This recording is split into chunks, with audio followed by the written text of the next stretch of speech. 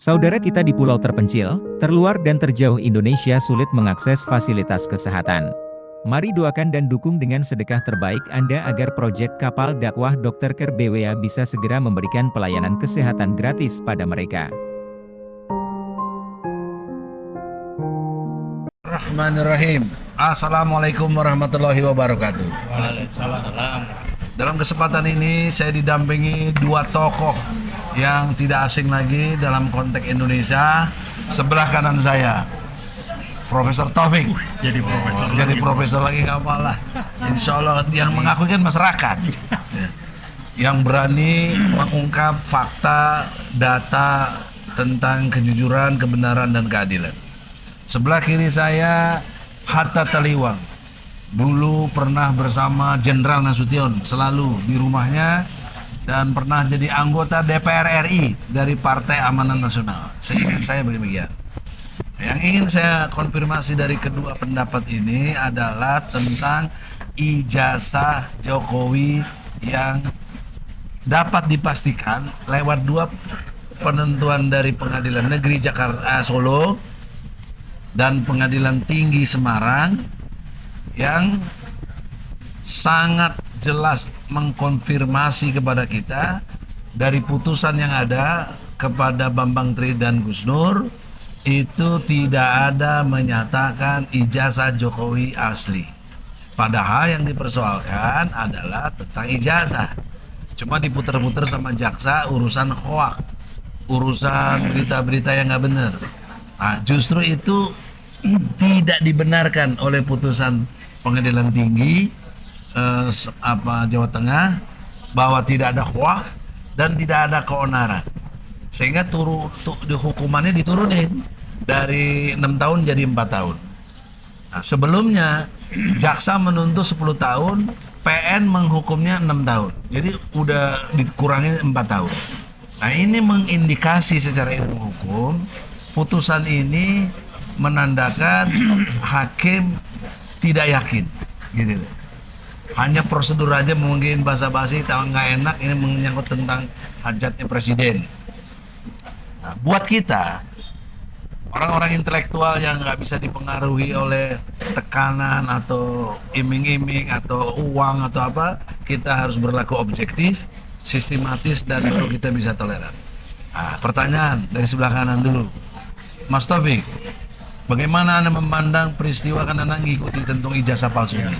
Dikaitkan lagi dengan UGM. Iya. Kok berani menyatakan dalam arti meyakini ijazahnya asli? Bagaimana Anda menilai secara intelektual?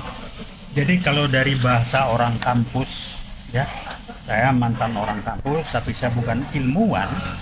Padahal yang ngomong dari UGM itu ilmuwannya. Doktor, ilmuwan, Profesor, rektor. Yang saya khawatir cuman pertanggungjawaban seilmiahnya yang akan membawa nama dari kampus UGM kemana ya? Itu aja tolong dijawab. Mana ada kampus itu tidak pernah hanya berbicara benar salah, ini fakta, ini datanya, ini logikanya begini, cerita segala macam. Kalau jawabannya kami meyakini, Anda menurut saya sudah bukan pakai bahasa ilmiah, tidak pakai bahasa kampus, tapi bahasa politis. Dan bahasa paranormal. Ya Pak, udah susah meyakini. Kan tinggal lihat catatan. Tinggal bilang catatan kami nggak ada atau kami belum ketemu. Iya, itu lebih elegan. Lebih elegan. Tapi kalau saya mencoba memahami sebagai manusia, kan ada komandan UGM yang di pemerintahan juga, mungkin lewat beliau ditekan. Ya, jadi Menseknek ditekan. Tapi kalau ilmuwan ya jangan mau ditekan dong. Anda kan ilmiah harus bebas, independen. Nggak tahu kalau sekarang istilah kampus merdeka ya begini. Mereka buat diucek-ucek segala macam merdeka. Kami nggak pernah mengakui kampus mereka. Jadi saran konkret apa? Solutifnya gimana? Jadi solusinya jawabannya gampang lah, koreksi aja kalau masalah. Maaf, kami setelah cek nggak ketemu, titik. Nggak ketemu datanya. Itu harus keluar dari orang UGM ya? Orang UGM. Rektornya? Iya. Karena dulu dia meyakini nanti Anda ya, sekarang setelah dicek ternyata keyakinannya nggak ada. Nggak jelas, karena dari medsos jelas banget kan. Fotonya aja udah jelas. Jelas bukan lah. foto Jokowi. Iyalah, hidung beda gitu. Kuping caplang. Iya, saya bukan ahli forensik aja lihat beda. apalagi Giginya itu, juga katanya ontologi itu. gimana? Pakai kumis, hidung aja udah beda begitu. Jadi itulah pertanyaannya, mengapa kok UGM sampai berani meyakini? Ada apa di balik ini menurut pandangan Anda? Kalau lihat jawabannya UGM yang tidak sebagai orang kampus ilmiah lagi, ya tentu ada imbalannya. Imbalannya Anda didukung, diperkuat, atau Anda dapat sesuatu, saya nggak tahu, mudah-mudahan enggak. Jadi ada iming-iming, ada juga ancaman. Ancaman, mungkin yang kedua, saya nggak tahu. Kurang lebih gitu ya. Karena yang di Seknek itu kan komandan Anda juga. Ada mau nggak silaturahmi ke UGM menanyakan ini? Itu bagus, berita besar. Saya siap Bisa ya? ngobrol-ngobrol, boleh. Nanti kapan-kapan kita coba berkunjung ke UGM ya, Boleh, untuk saya mengkonfirmasi. UGM tolong terima kami, atau sebelum terima juga tolong diperbuat sesuatu. Nah sekarang Hatta Taliwang, Anda pernah di DPR RI, tahu persis apa yang harus dilakukan oleh orang-orang DPR. Ini kan jelas tentang presiden. Ya, Kok hak bertanya aja nggak ada ya. dari DPR? Padahal DPR punya hak untuk mengawasi jalannya pemerintahan. Ya. Bagaimana pendapat Anda? Jadi memang kita sayangkan DPR ini kok bungkam, padahal ini masalah sudah menelan korban. Misalnya si Bambang Tri ini penjara kedua kali nih. Iya, yang Kan pertama 3 kasihan. tahun. Iya, itu kan jadi Sekarang 4 tahun. Iya, jadi itu kan korbannya nyata itu rakyat yang diwakili. Dan juga Gus Nur. Oh iya, Gus Nur Yang nggak ada urusan. berikutnya kan. Iya. Jadi itu udah ada korban dari soal ini. Kok dibiarkan gitu? Kan ada wakil rakyat, minimal wakil rakyat dari Jawa Tengah lah Ya, yang menginisiasi untuk mempertanyakan sebenarnya kebenaran atau masalah. Jangan dibiarkan menjadi gosip, menjadi isu, menjadi wacana yang tidak sehat. Karena ini menyangkut bukan orang kelas ketua RT, bukan ketua RW ini pemimpin negara. oke. Jadi harusnya ada klarifikasi yang terang benderang. Atau panggil presiden ke DPR kan boleh Ya, kan? itu bisa dong gitu, dipanggil. Ya, itu bahkan hak bertanya kan ada interpelasi ya kan? Ada, iya. Bisa dilakukan untuk membuat ini duduk soalnya menjadi clear kan gitu. Bagaimana sih mekanisme hak bertanya itu harus dipaksa-paksa oleh rakyat? Kan harus kesadaran di DPR dong gimana? Ya, harus Dia ya, apa gunanya disebut wakil rakyat? Ya wakil rakyat itu ya harus sensitif kan, mereka punya dipercaya, dipilih oleh rakyat kan, harusnya memang membawa amanah rakyat ya kan, jadi harus dengar itu aspirasi, apalagi dari orang sekelas Bang Egy Sujana ini kan, Allahu Akbar. profesor doktor Amin. hukum Amin. ya, sudah berteriak, sudah boleh dibilang Bahkan sudah ke pengadilan. terus menerus ini ya kan, sampai bahkan Prof Egy kena fitnah lagi Iya. ya kan dari kasus ini. Iya, luar biasa. Nah itu kan Jahat. harusnya kan udah ada klarifikasi dari anggota dewan kita yang terhormat gitu. Maka saran konkret Anda apa kepada DPR RI ini? Ya, saran konkret saya, kalau DPR itu masih ada, masih mau dihargai, masih mau dianggap, ya panggil Presiden. atau surati, Panggil atau presiden, bertanya. ya? Iya, gitu. Dan ini sejarah kalau presiden bisa dipanggil DPR itu Iya. sejarah. Karena Gitu. sepanjang DPR presiden nggak pernah dipanggil. Iya, Itu izin ketua nggak? karena ini menyangkut nama Saya bertanya, baik. ini izin ketua nggak kalau ketua, manggil? kalau manggil. Misalnya antum anggota Ada aja nih. prosedur ya tentu, Ada ya? tentu ada Pasti prosedur. enggak lah. Iya, Ketuanya itu. kan udah pasti enggak lah. Tapi ini kan soal politik, Iya. jadi soal iya atau tidaknya itu soal lain.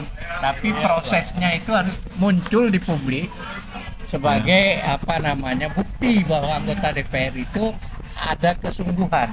Kalau enggak bertanya pun enggak berani, jadi buat apa kita bayar ini Oke. barang ini? Ke Kan depan gitu. sekarang. Hmm. Saya sudah dapat surat kuasa dari Bambang Tri untuk gugat kembali Ya. apa yang dulu pernah dilakukan di Jakarta Pusat, Ya. Pengadilan Negeri Jakarta Pusat. Ya. Intinya untuk memastikan apakah Jokowi ini punya nggak ijazah asli? Iya. Nanti Menseknek, UGM, Ya. kemudian KPU, Ya. Mendiknas, Ya. bahkan MPR Ya. yang melantik Ya. harus dimintai tanggung jawab. Ya. Kenapa berani melakukan itu semua padahal ijazahnya palsu? Iya, iya. Nah, yang kedua, ini berakibat hukum yang sangat serius. Iya. Apabila betul hakim-hakim yang nanti mengadili ini punya rasa tanggung jawab yang besar kepada Allah Subhanahu wa taala dan masyarakat, maka dia akan memutuskan yang sebenar-benarnya. Karena sudah di dua tingkat, di tingkat PN, di tingkat pengadilan tinggi sudah terbukti tidak ada ijazahnya.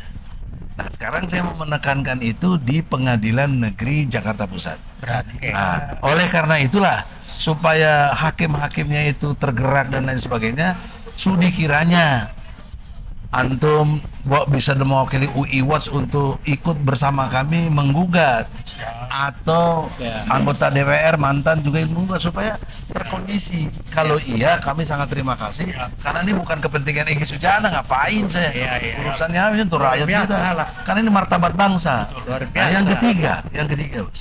Akibat hukum, jika ini terbukti dengan jelas, itu persoalannya sejak 2014 dia menyatakan diri presiden batal demi hukum, ya. Dan seperti si Komar yang pelawak itu ijazah palsu langsung di penjara. Ini kolnya, penjara si Komar itu Komar dari pelawak. ya ya yang Ya. DPR dari Iya. Cirebon ya. Iya, itu di penjara dia sekarang. Oh. Kemudian juga pernah kepala desa ada yang ijazah palsu. Kemudian ada yang calon gubernur di Sumatera Utara dibatalkan. Nah, ini kenapa udah jadi presiden enak aja gitu loh. Iya, iya. Nah, inilah yang harus dipahami. Semoga saudara-saudara insya Allah siap ya, Ya, nanti insya dalam Allah. gugatan ini Ya. dengan hormat. Tolong bantu masyarakat, doakan kami untuk dilindungi Allah karena yang kita lawan ini kezoliman yang luar biasa. Jangankan di tingkat fisik, di tingkat YouTube aja kita langsung dihapus YouTube-nya. Kalau PKI gimana itu? Masya Allah. Saya kira demikian. Semoga ada manfaatnya. Egy Sujana Channel, UI Watch, Mimbar Tube, Oligarki bersama rakyat untuk menegakkan kejujuran, kebenaran dan keadilan. Assalamualaikum warahmatullahi wabarakatuh.